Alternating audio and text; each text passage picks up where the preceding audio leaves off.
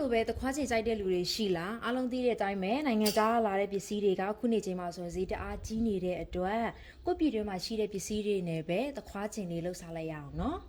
ဒီဟာလေးကလေအရင်တစ်ပတ်ကလှုပ်ထားတဲ့ဟာလေးစလိုက်မယ်နော်တခွားသီးကိုကြိုက်တဲ့ပုံစံအတိုင်းလီးလို့ရတယ်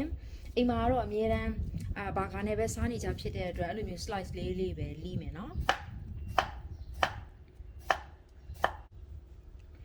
ခုလိုမျိုးကိုကြိုက်တဲ့ပုံစံအတိုင်းလီးပြီးသွားပြီဆိုရင်ကြားလေးထဲမှာထည့်စီမယ်နော်အရင်ဆုံးဒီလိုမျိုးမလီးခင်တခွားသီးကိုအရင်အပြင်အခွန်တေချာဆေးပေးနော်ခုလိုမျိုးကြားထဲကိုထည့်ပြီးသွားပြီဆိုရင် spice အနေနဲ့ငရုတ်သီးအနှဲငယ်ထည့်လို့ရတယ်နော်ကိုကြိုက်နှစ်သက်တယ်ဆိုရင်ခြံထားခဲ့လို့လည်းရပါတယ်အိမ်ကတော့အဆက်စားတဲ့အတွက်ငရုတ်သီးလေးနည်းနည်းထည့်မယ်နော်ပြီးရင်ဝါချောင်းစိတ်ထည့်ပါတယ်ဝါချောင်းစိတ်ထည့်တယ်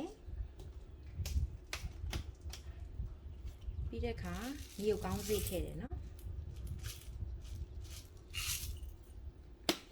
spice ကတော့ဒါပဲထည့်ပါတယ်ပြီးတဲ့အခါကျရင်သူ့ထဲကိုလောင်းဖို့ရအတွက် sauce ချက်ရမယ်နော်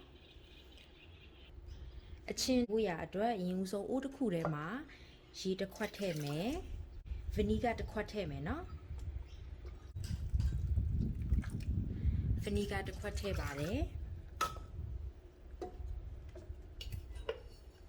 ပြီးရင်တကြားနှစ်စွန်းထည့်တယ်နော်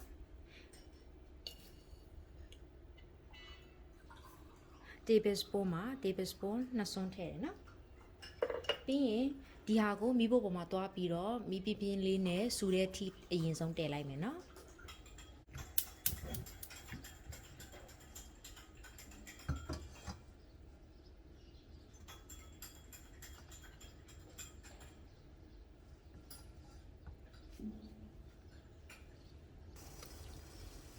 ခုလိုမျိုးတကြားလဲအရေးပြောပြီးရေလဲစူပွက်ပြီးဆိုရင်တော့ချလို့ရပြီเนาะ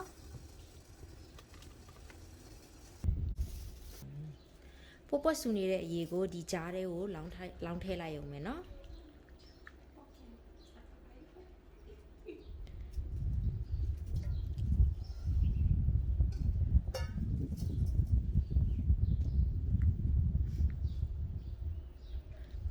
ခုလိုလောင်းထည့်ပြီးပြီဆိုရင်တော့ဒီ